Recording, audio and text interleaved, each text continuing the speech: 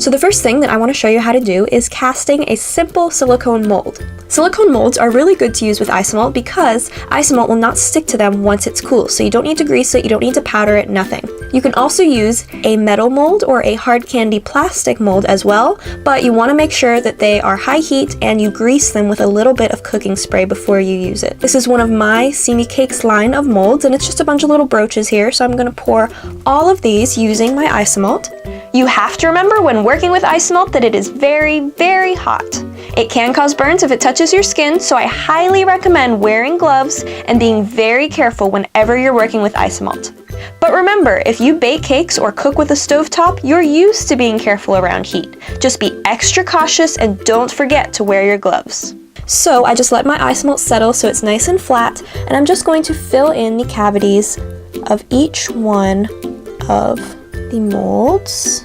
And what I'm going to actually stop and do before it cools is I'm going to take a toothpick and start spreading that into all the little cracks and crevices and making sure that it's all filled. It's easier to use a toothpick to do this because it's not going to risk overflowing it. And I'm actually not even going to really worry about getting rough edges or if I accidentally do overflow it or anything like that, because I can clean this up very, very easily after it's unmolded, which I'll show you guys.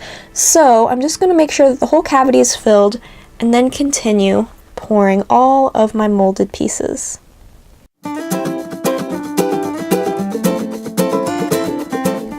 Like I said, Isomalt is very easy to clean up after it's cooled and out of the mold. It's very, very forgiving. And worst comes to worst, if you did accidentally way overflow it, or you didn't end up liking the end result of the first time that you did it, or even if you just make too many and you don't end up needing them all, the best part is with Isomalt, you can just remelt it, put it back in the bowl, remelt it back to a liquid as many times as you want. There's no limit to how many times you can remelt this. So worst comes to worst, you throw it back in the bowl and redo it.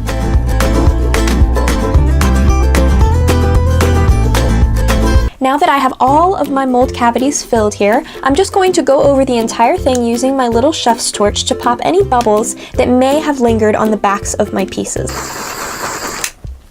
And now I will go ahead and let this sit for about 5 to 10 minutes for this size mold until it is firm to the touch with a toothpick, just at room temperature. After about 15 minutes, I'm just going to tap on the back of my Isomalt with a clean toothpick to see if it's completely solid, and since it is, I'm just going to flex the mold and pop out all of my gems.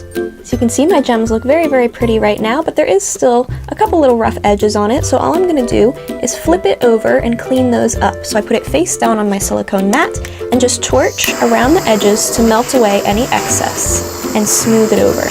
Give that a couple minutes to cool, and once it's done, you can see how beautiful and smooth and perfect all of those edges went.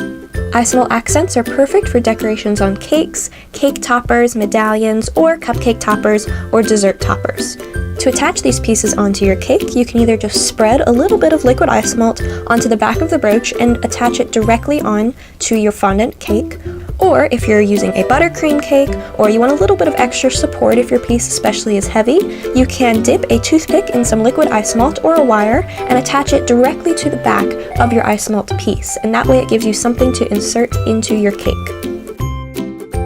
To add a bit of bling to this brooch, I painted the frame with some gold edible luster dust mixed with alcohol. Are you ready to get started in Isomalt? Check out our Simi Isomalt Basics kit, and for this video we added a new Isomalt casting kit to expand on our original starter kit, complete with everything else you need to try this project at home. Available now at simicakes.com. Don't forget to watch the first video in this series where I talk all about exactly what Isomalt is and how to prevent bubbles in your Isomalt pieces. Up now on my YouTube channel. And also make sure to subscribe to my channel and follow me on social media to be the first to know when the next episode of my Isomalt Basics series comes out. Until next time, keep life sweet!